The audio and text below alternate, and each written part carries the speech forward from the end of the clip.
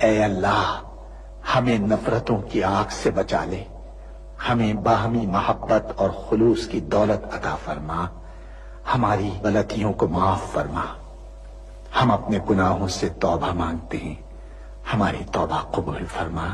اے ہمارے رب، ہم سے بھول چوک میں جو قصور ہو جائے ان پر گرفت نہ فرما۔ مالک، ہم پر وہ بوجھ نہ ڈال جو تو نے ہم سے پہلے لوگوں پر ڈالے تھے۔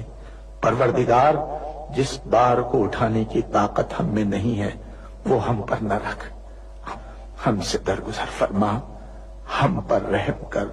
تو ہمارا مولا ہے، کافروں کے مقابلے میں ہماری مدد فرما۔ اے اللہ، دشمنوں کے شر سے ہمیں محفوظ رکھ۔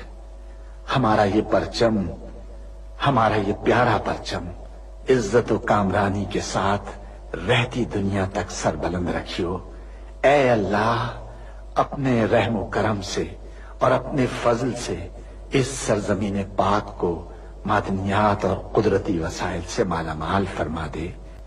اے اللہ، ہم سب کو حلال کی روزی حاصل کرنے کی توفیق عطا فرما۔